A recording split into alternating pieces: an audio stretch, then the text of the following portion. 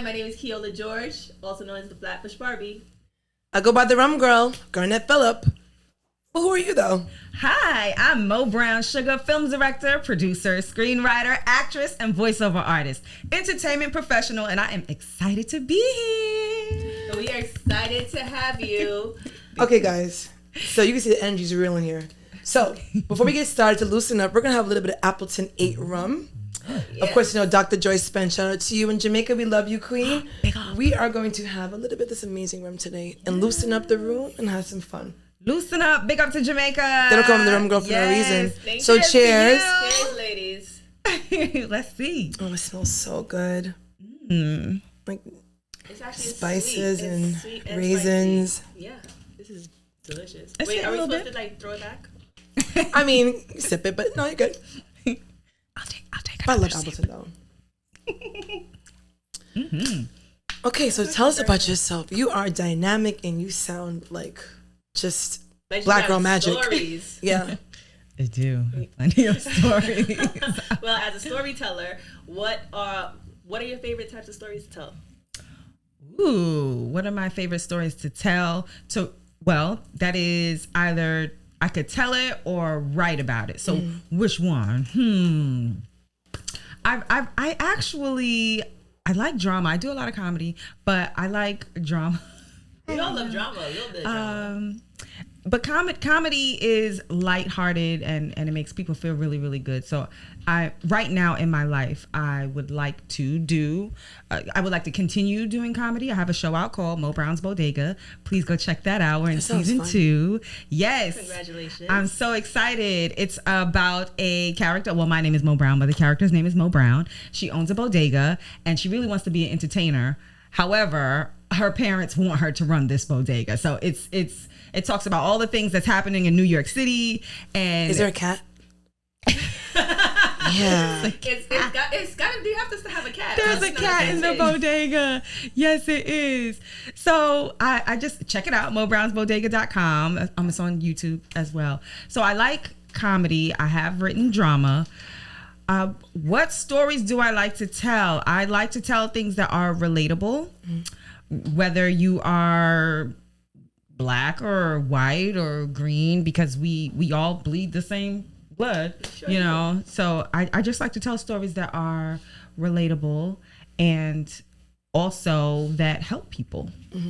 So yeah, I think I like to tell all kinds of stories. You have an example of like what story you would tell that would help people?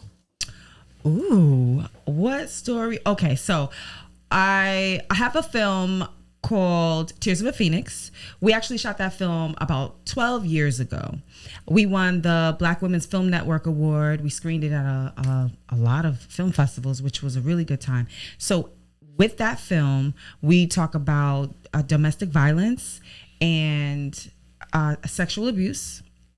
And interesting enough, there are so many people, after we screen it, there's so many young people that come up to us and say, thank you for telling my story. And it's like, oh, wow. Really? What? Young people too? Yes, they're young. They're like 18, you know. So talking about so much sexual abuse, although it's jarring, it helps people because they feel seen. They feel understood. They feel like they have a sense of community. Not alone. Right.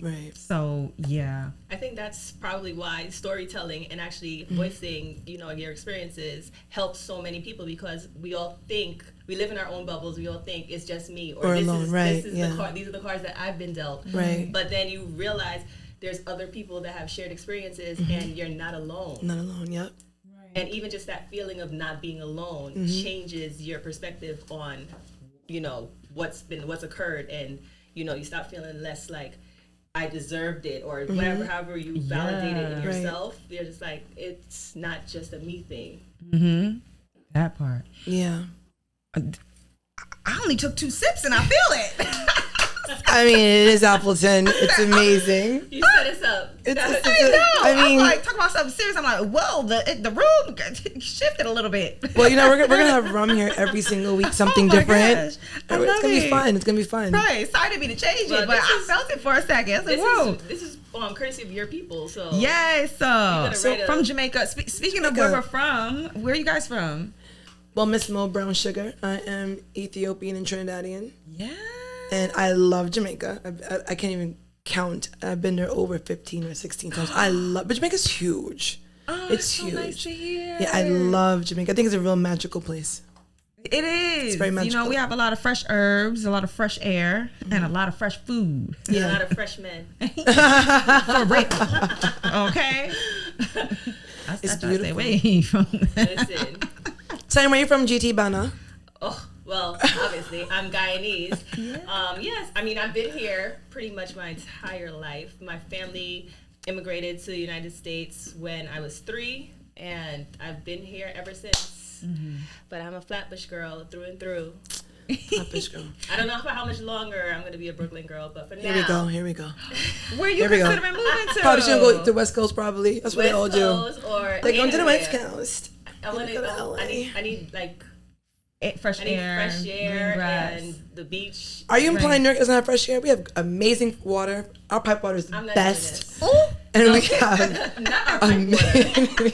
Like, have you had the pipe water in New York City? It's the best, actually. I love it. Book a flight. Book a flight now. Get you some of that tap water. Okay, it's getting hot in here. What are we going to do about this? Ooh, this is nice. The rum is kicking in. That's what I said. It kicked in early. Told you guys. Oh my gosh. Cheers to another round. Right. Cheers. I don't want no more rounds. No, I mean another round of cheers. Cheers to feeling good. So go ahead. How'd you get started with all your projects? Like, what inspired you? How did I get started? Because you do a lot. You're magnificent. Thank you. Tell us everything you do and how you got started with each thing. How did I get started? Well, let's see. I went to Professional Performing Arts High School, and that's when I started my dance career at Alvin Ailey. We did. Wow. I'm not gonna lie, we did have a little privilege at the school because we got to go out for lunch.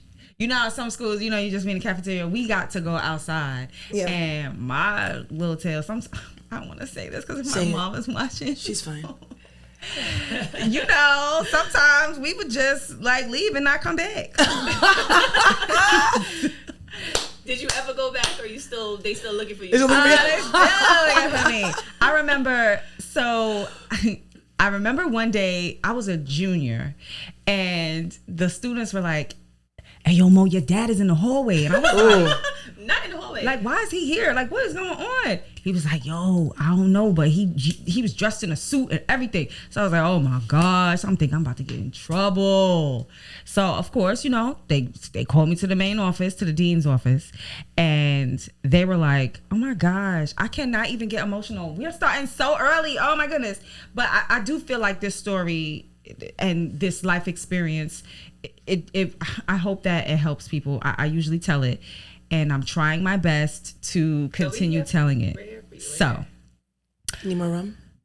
I will sip it. So I go into the dean's office, and they were like, "So you're a junior and you have freshman credits." I was like, "What?"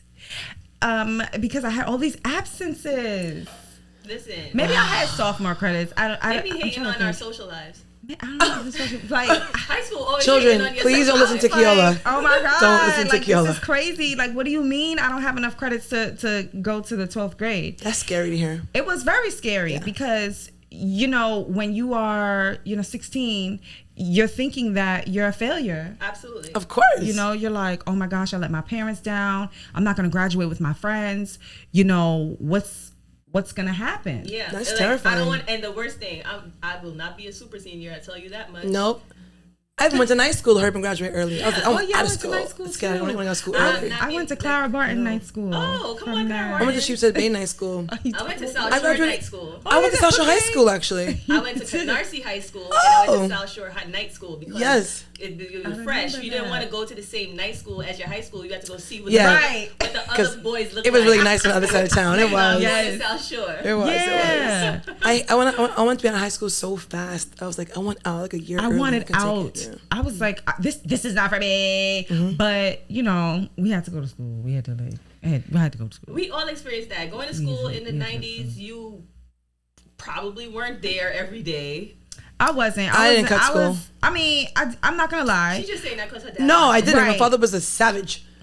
I was more afraid of him than anybody. I'm like, that's fine, peer pressure. I don't want to deal with him when I get home, so I'm not going to school.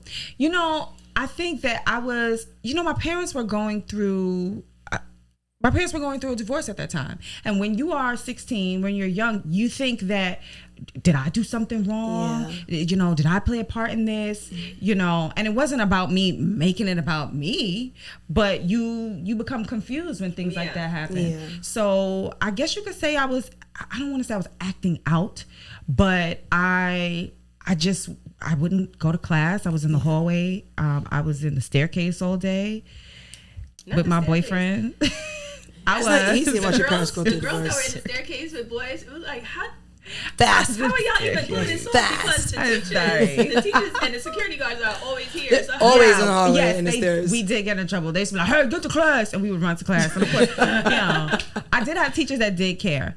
But when I was in the dean's office, the dean was like, "Okay, so either you're going to graduate when you're 21, or you're going to get your GED."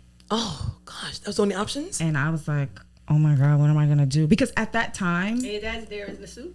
yes, Girl, the pressure must have been on. Listen, it was on. Oof, that's and pressure. I was like even now I can still remember the feeling that I had, because it was a feeling of shock. Because you think, all right, I worked so hard to get in this specialized school in the first place. Right. From Brooklyn, from Jamaica, my grandmother came up here so that we could have a better life. And what am I doing? So I was like kind of distraught in that moment. And so, what was his reaction? disappointment. And that probably hurts even more absolutely. than Yeah. anger. Yeah, that hurts So more. Yeah. now I'm gonna say this first. I did graduate from Long Island University. Okay. I made the dean's list. With honors. There we after go. There we graduating. go. There we go. However, I did make the decision. To get my GED, and I never talk about it because people make it seem as if it's a failure. No, it's not. People make it seem as if it is something that can't catapult you to your next thing. And so at that time, I remember now, I had hernias. I was having a really difficult time in dance. I remember ballet was like, it was really hard on my body. And so, I have my tissue here. I'm trying not to get emotional. Oh my gosh. So it was really hard on my body, and I didn't know how to handle it because my parents were going through whatever they had going on. So I didn't want to be a bother, but we're not a bother. No, yeah. But Or they're how do we babies. know? We're just like, Right. parents I are didn't people know. with problems. You're just like, I'm just trying to stay out Right. the way. And they're growing while we grow too. Right. Part. So, I internalized all of that stuff, and I was in so much pain. And sometimes I couldn't even go to dance. I couldn't even go to class. And that's why I would, spend time in the staircase. Sometimes people just thought I was flaking off, but I was like, I can't handle the rigorous, intense, ballet classes. And I didn't want to seem like I was a failure to these teachers. And so that just happened. So I focused. I got the surgery. And after I got the surgery, the first time I took the test, it was really hard. I didn't pass it. And I was like, you're intelligent. Why would you not pass this test? And they were explaining that's 4 years of high school in one test. So while people are judging, thinking that you're dumb, you're stupid, immigrants come here to take the test, you're like, man. But then when you think about it, that's 4 years of school. That's in intense. one. Of course, that's intense. So I took the L. I healed up my body. I took the test again, and I passed. That's right. And they were like, you can go to these colleges, you're going to apply. And I got into Long Island University. Okay. Which one? Long Island or in Brooklyn? campus. Oh, the Brooklyn campus is so Brooklyn beautiful campus. too. Yeah. And I continued to go, and I can't believe I went to school like I took 22 credits. I would never advise anyone to do that. That sounds like a lot of pressure. It was a lot of pressure on myself. I was trying to be perfect because I messed up so bad. And that was real. It took a toll on my nervous system. It took a toll on how I operated in life. I became a workaholic, and that wasn't the answer, to anything. I've never told this story in depth to anyone. I can't believe I got emotional early, but I guess there's something freeing about saying it and also seeing where I am today. Because you're a powerhouse, girl. Yeah, absolutely. What? Everything. It's not that everything makes sense, but it's like you can overcome these challenges. You can pick yourself up. You can believe in yourself.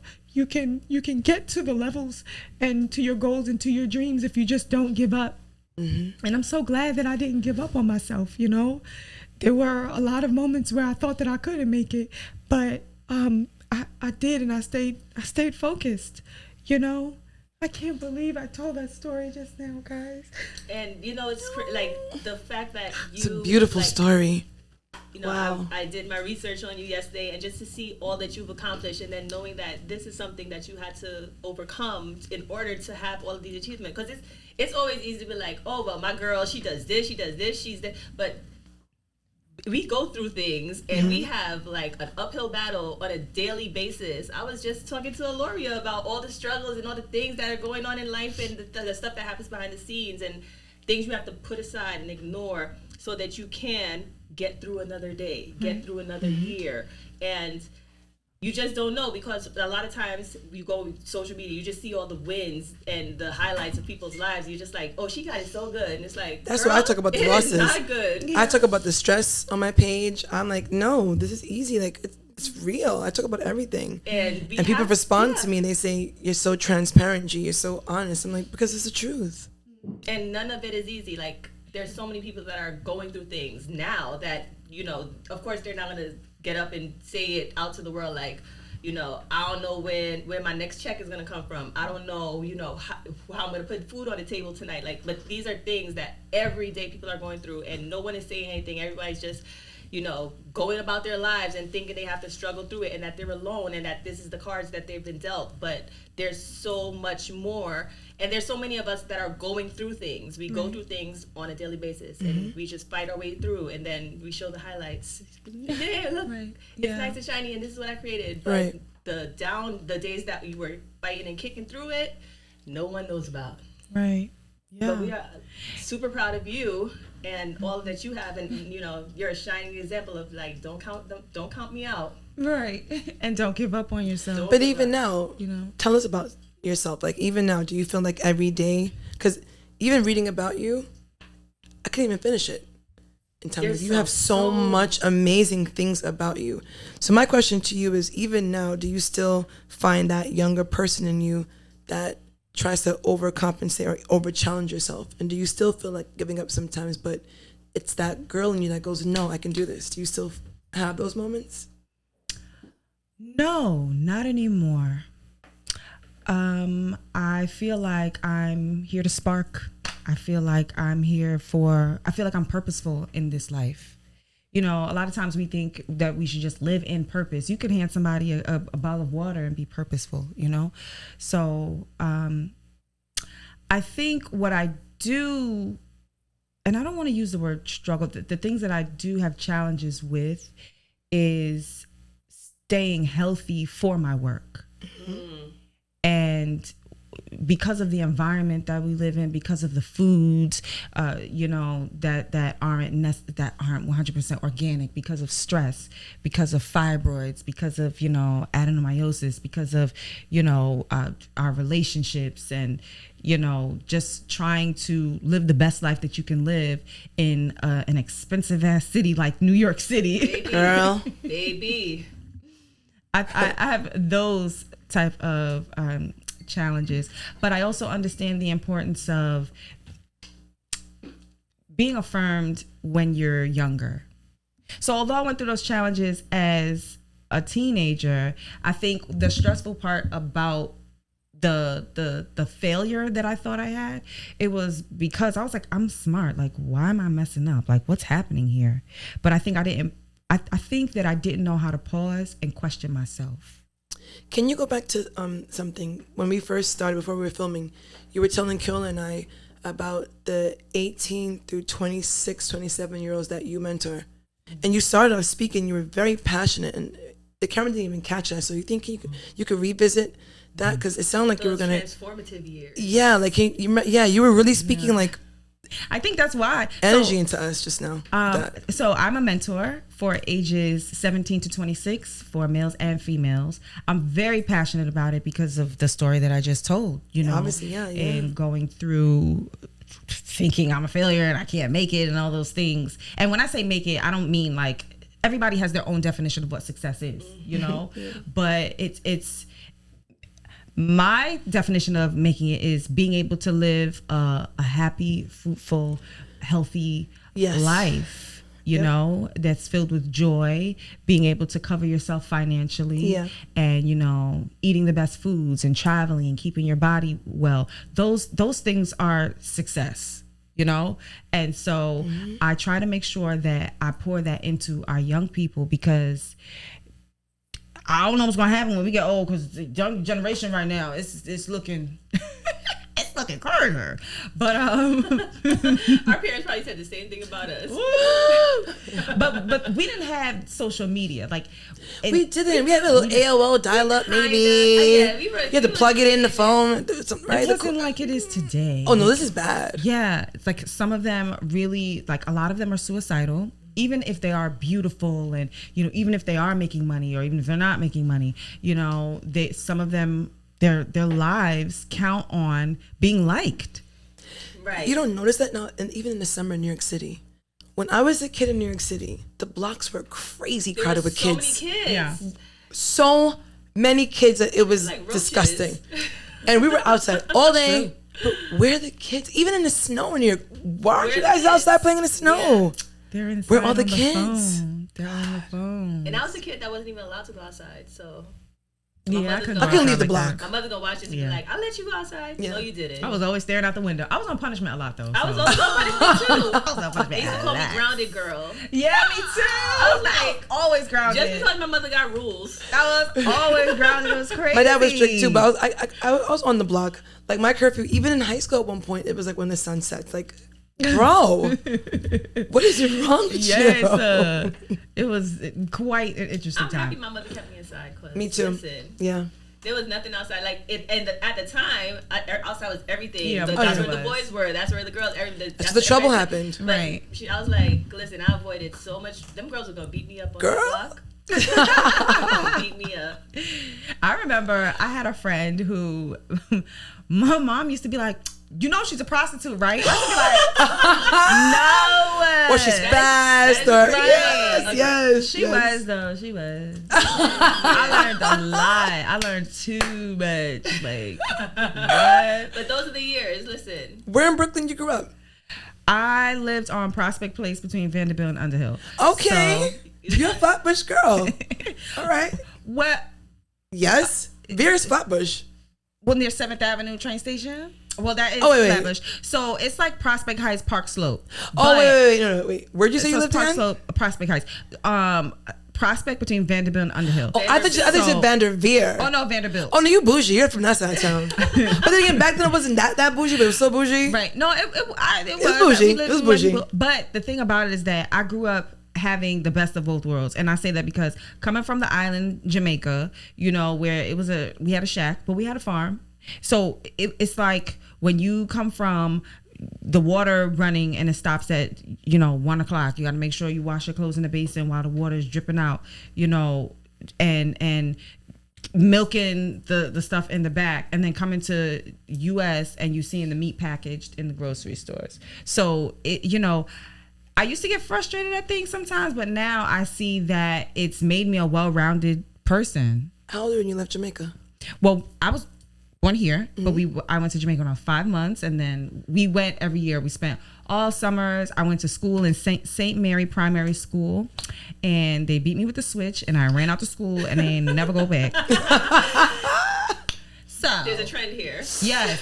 There's a trend, yo. And I will never forget it too because I had an American accent. I only spoke Patois when I felt like it. Yankee. And so, you know, they were like, the teacher said, say your alphabet. And I was like, no. I knew I was boss bitch from when I was a kid. No, I don't feel like saying it right now because y'all trying to hear me say A, B, and not having, you know, my Caribbean patois. And so she got that switch. I said, oh no! When I tell you, I jetted out that school. And that hurts. Ran down the hill. I was out, left my books, everything. I get to the house. I run underneath the house because, you know, in Jamaica they have mudslides, so you know the house is like on bricks. So I'm hiding under the house, dogs barking. Here go my grandmother. Come out from under there. Come out from under there. Me not go and beat you. Me not go and beat you. I'm like, no, she gonna tear my head. So come. And you see her standing there. She said, all right. And I'm like, okay, I'm gonna come out now. I come out, thought she wasn't gonna hit me.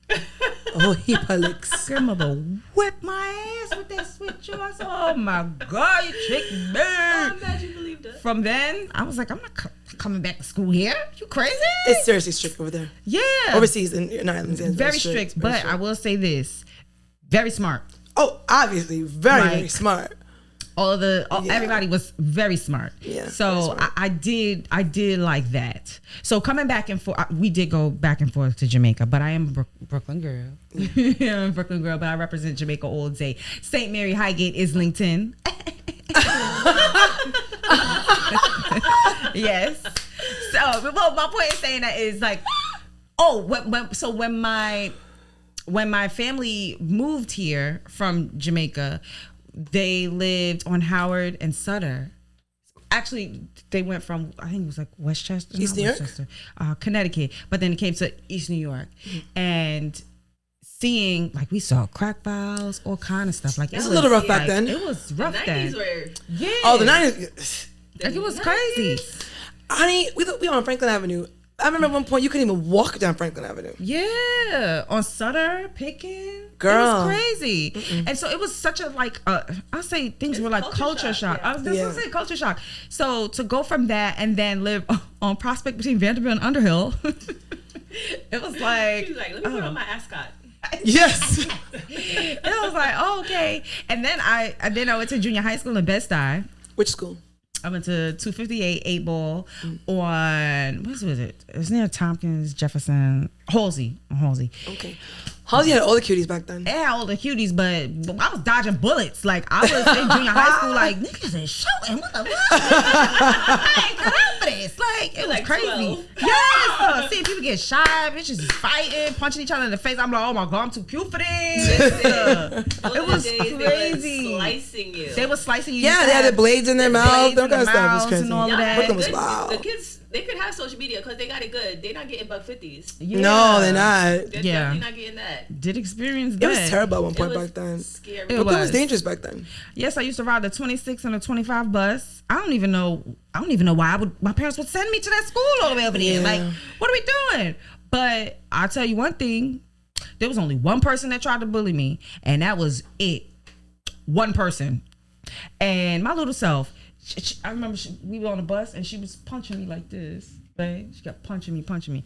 And I took my skinny ass knuckle, and I gave her one good. She was like, ah! Bust through all that meat. And I ain't never get teased again. But I think I was the type of person where I was like, okay, I'm small, so I need to be active. I need to dance. I need to do something. I need to make sure I'm good so that nobody don't mess with me. Exactly. So I tried to.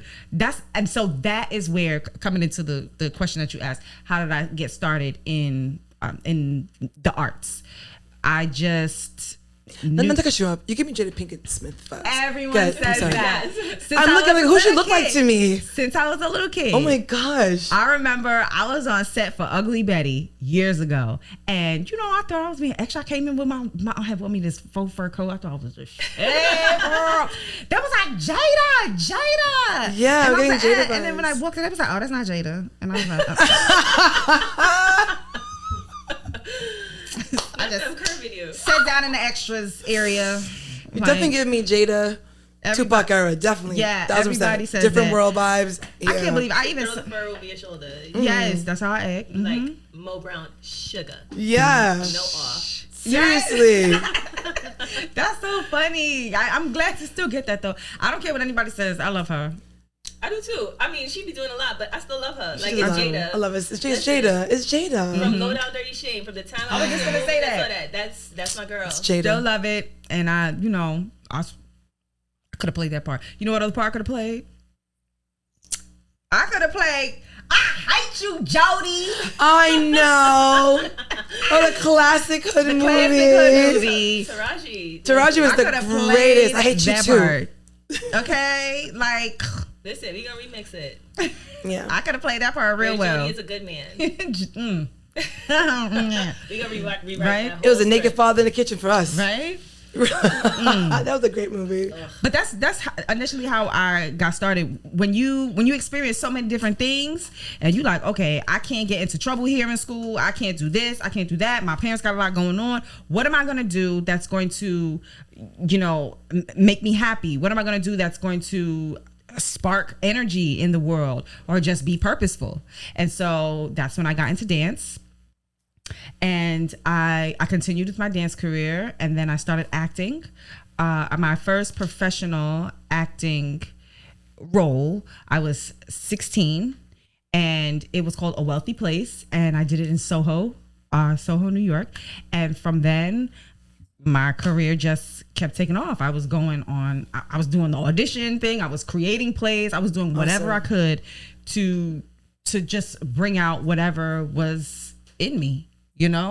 And my parents were very supportive of it. I was going to ask you that. Was it like, this is my idea, I want to act, and your parents were supportive, or were they like, you should be doing this? No. My parents, they took me to art galleries, and I was going places and I was seeing things. And so just like how you take your daughter places and stuff, that's where things sparked. I saw that I could be influential by doing things, so the importance of taking your children to museums and, movies. And even I was 11 and my parents sent me to, I did Lens Crafters commercial audition. So I think just by having good adults around me, that's what got me into saying, hey, maybe I could do this. And I used to watch a lot of Mr. Bean. So you guys know Mr. Bean? Yes. I used to watch Mr. Bean a lot, and I listened to the radio all day. Angie Martinez, DJ Red Alert. And once I saw that I could do anything, I just made a decision to try everything. Right. And that's initially what got me started into becoming a multi-hyphenate, entertainer, just by trying things. And I took time focusing on each thing. Like, for example, I spent time directing. I spent researching and learning everything about directing. I spent time doing pop rock music and having a band and touring. I spent time in musical theater. One of my most great moments is working with Melvin Van Peebles for Ain't Supposed to Die a Natural Death is the play. I played a prostitute. I know that I have a lot of years left in my life, God willing, but playing a prostitute was one of the best things. I was nasty. I was sucking my finger at everything. The director was like, your dad's here and you are the dirtiest whore tonight. I was like, oh my gosh. I think I was so nervous that, it was just coming out of me. But to answer the question, I got my start in just trying things. I wasn't afraid to just go for it. And that's what I did. And so now here you are. Listen, that whole not being afraid, it sounds easy. It's not easy. But most of the time, I would say you have to feel the fear and do it anyway, because that feeling, it's scary. It is. It doesn't go, and it really doesn't go anywhere. All you can do is just overcome fight through it, like push through it, fight through it, and it's just right. And you can't think about what's gonna happen in 2 weeks. You gotta let's focus on this today. Let me just get through this. Like, fear is such a natural response to the unknown, right? And it's just like, well, I was afraid, but I did it anyway. Yeah. Everything that I did, I'm afraid all the time and still do things. Yeah. In business, so it's very scary. Yeah. What do you do? I own a couple of bars in Brooklyn. And a couple of bars. Yeah, just like, I'm so fabulous. No, I'm not. It's not that at all. It's very stressful. Oh my gosh, but it's like inspirational. It's like admirable. It's strong. Hard. It's very hard. Do you want to like not own so many? Or not manage so many? Like my dream would be to have one bar and my own rum brand.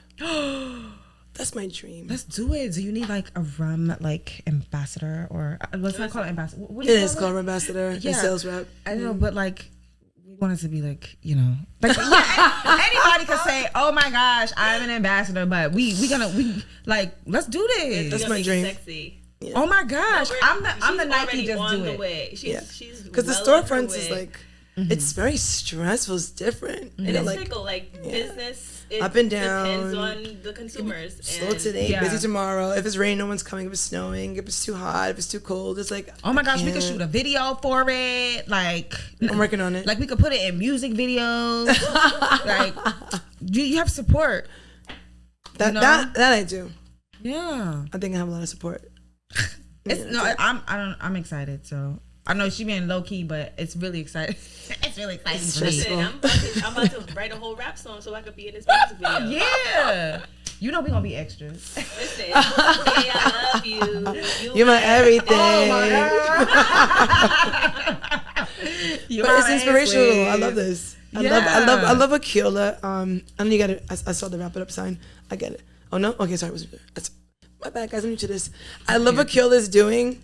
I love that she gifted me a co-host position with this because I said to her, I wanted something to do that gets my mind off of work. And as I'm sitting here talking to you and listening to you, I'm thinking of payroll, liquor, this. I'm like, stop, not now. Right.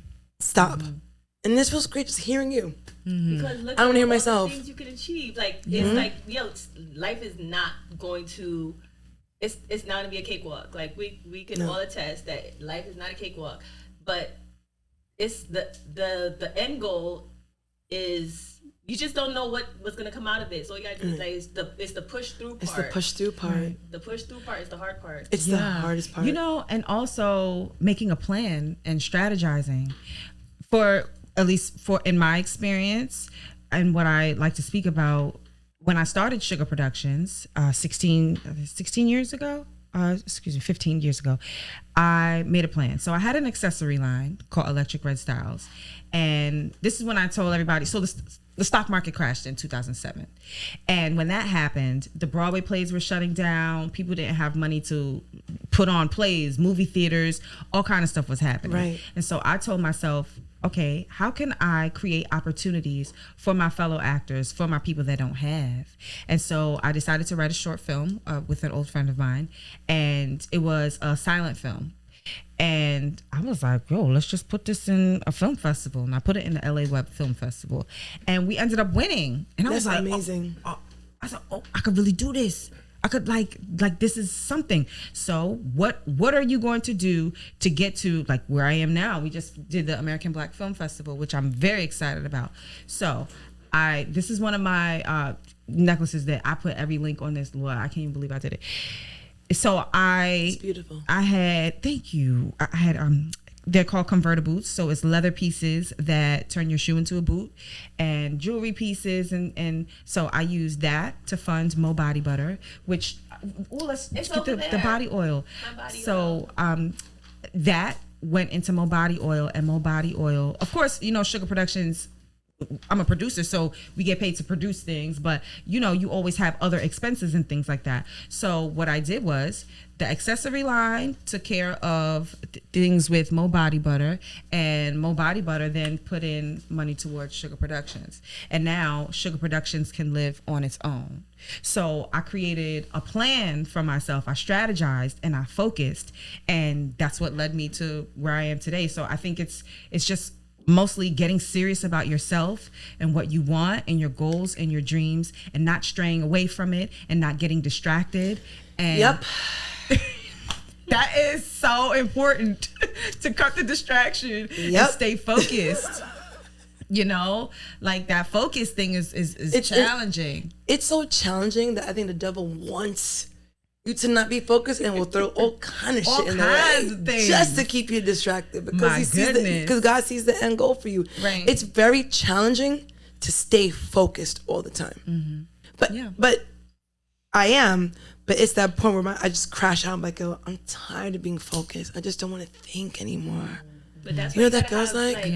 You gotta invest in time off. Like literally, like those days where I'm like, I have nothing to do tomorrow, and somebody's gonna hit my phone and say, "Oh, let's do this," and I'm gonna say no. Say no. Like I already I'm like, no, I'm saying no. I'm not leaving the house. I'm not going.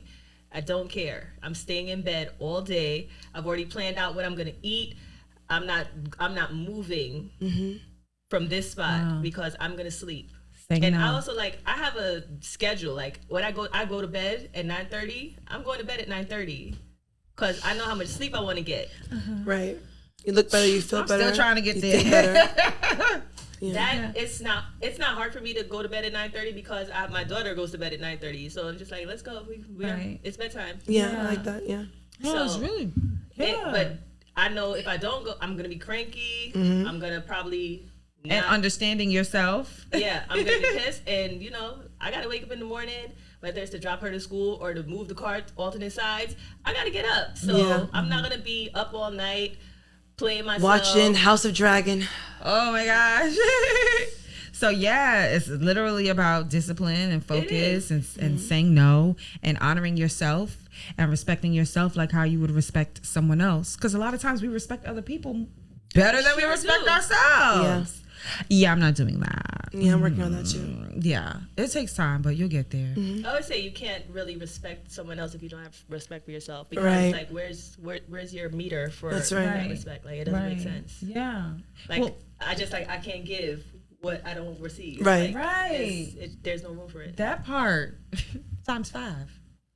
Cup is empty. We just wanted to show mobodybutter.com. So it's it's gonna be Mobody. So we're gonna drop the butter because I spent 10 years in it's a formula. Like you really have to take your time and work on your craft. And I hope you enjoy it. Oh, I will. Listen, the way I'm about to pour this all over. I hope you enjoy it. You can use it in your hair as well. Yeah. So I'm going to. I think I gotta change some of the names on the labels because I'm gonna do an MB all over. So it's Mobody and it's all over oil. Then the hair. And this is the lemongrass scent. Yes. Ooh. So we got a lot of essential oils in here. Yeah, so I hope you guys like it. But my point in saying that was, and showing that is, I created a plan for myself and I strategized and I didn't stray away from it. And every day, I wrote things down and I spoke to myself in the mirror. And even when I wasn't in the mirror, meditative. Like even if you're, in your travels, just talking to myself. How I would speak to a friend that I loved or a family member, I put it into myself and it worked. I mean, there's still things that I go through. There's a lot of things that I go through right now, but in staying focused, that's what keeps me going. I just want to reemphasize, you said, so the accessory line poured into this and then this poured into production. Sugar Productions, yes. There you go. Listen, that's how you keep that's the trickle down effect you want. Yeah, because it's one business poured into the next one, so that until they could stand on their own. Right. And even if I decide to not do Mobody butter anymore, it served its purpose, so I don't have to feel bad. It was 10 years, and if we live in all these decades, we can pivot, we can shift, we can do different things in life. So I don't feel like a failure in anything that I've done when it comes to it, and I almost said goodbye to it. I almost did, but I didn't. I feel like this is gonna go under the Mo Brown's Bodega shop. Oh yeah, it's on there now because it only makes sense. Mo Brown's Bodega. Does that mean 10 minutes or does that mean like we're rapping? It's 10 minutes. Okay. So with Mo Brown's Bodega show, I have an online shop. You can get the merchandise. I hope you guys, check it out. But on mobrownsbodega.com, I was thinking, like, if it's a shop and it's a bodega, my slogan for season 1 was your one-stop shop for entertainment. So now it's just like your one-stop shop. So all of the things that I created, the accessory line, all of that stuff, you never know how things are going to piece together. Now I can put it all in the shop and it makes sense. Yes. Like, I know Bodega is a place where you get chips and stuff like that, but you gotta right. You can do what you want. Exactly. I'm doing what I want. I don't care. So what's your Instagram? Where can people find you? Mo Brown Suga everywhere. Yeah. Yeah. Okay, so mobrownssuga.com, M-O Brown SUGA, sugarproductions.com, mobrownsbodega.com. So I'm on Instagram. For some reason, I love Instagram. Me too. Listen, I have a love-hate relationship with I try to do. So yeah, you can follow me on Instagram and keep up with you. Yeah, keep up on all the things keep up with what's going down in Mo Brown's town. Yeah. We love it. Anything you want to end? No, I mean, I'm just grateful to have you here, and Me thank too. you so much for being transparent and for letting us in, because I'm telling you, this is what when I spoke to you on the phone, I'm like, these stories, these experiences, like, we have so many shared experiences and things that we go through and struggles, and people aren't having the conversation, so you just don't know that you have a community. So, from being open and having conversations, you open yourself up to welcoming more people who can be supportive, who understand you, and relate to you. So I think that's definitely, like, we always say, like, we support people, yes, right. but it's way easier to support people that you relate to. Yeah. Right. And so thank you for being open and for sharing with us. Thank you, I appreciate that. I can't believe I opened up and told that story. It was very impactful. I thought that. Thank you. I'm really receiving that, because I get nervous to talk about it. I tend to think that only stories that are happening, like, right now, things that are happening in this moment, is going to be impactful. But there's things from the past. Yeah, the building blocks. So I do appreciate it. Thank you. We didn't even get into, like, relationships and I've been afraid. On episode 3. I'm afraid to talk about. I'm afraid to talk about relationships. Me too. But who are you though? Because the streets are messy. Yeah, we can't. Let's get messy. We could just keep it as house strength. And, Let's get messy. Let's get Real City Girls episode 3. Spill all out. But it also depends on the type of, like, audience you want, or the people that you want to attract for yourself. We want a ratchet guest. Episode 3. That's what I said. Oh, you said episode 3? This corporate shit is boring. I'm lying. I love it.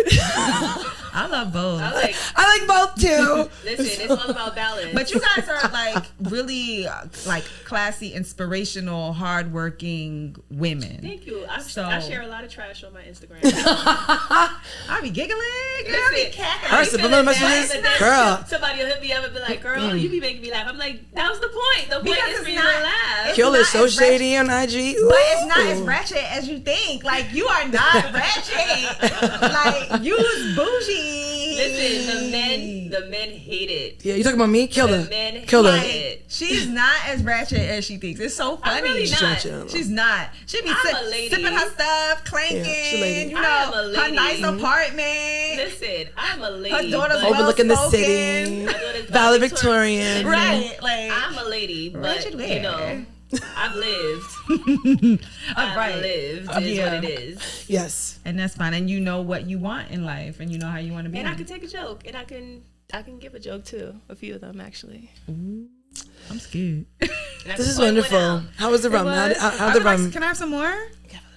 Yeah, I think we should top it off. Yeah. We're gonna top it off. The most amount of action some of us gonna get today. We're gonna say goodnight. Not everyone is married. Oh, I thought that we was gonna, finish the bottle. No. Oh wait, a little more. Oh no, we can't. I'm gonna bring everything in the bottle. Okay, thank you. Yeah, I got you. We definitely. Oh, okay. So, cheers to. Well, who are you though? Yes, the show. This is all about storytelling, like I said. And to all these amazing people that are coming here, and absolutely Kiola for thank you guys creating this baby genius, and for me finding a way to escape. You know what? I'm just proud to be a co-host.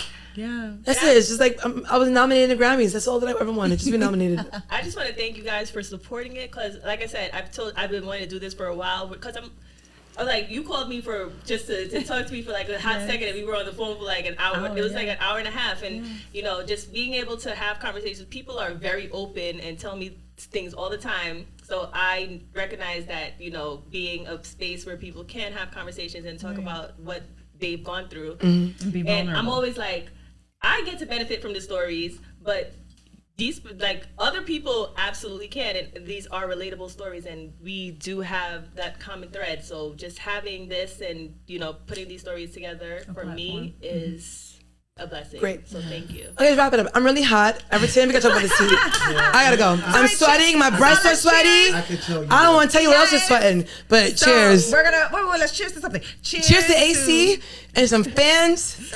Cheers We'll to do it. cheers to health. Cheers to wealth. Cheers to perseverance. And cheers to support. Yes. Absolutely. Thank you, ladies. Love. I'm joking, Everton. I love it. It's fine. It's cool.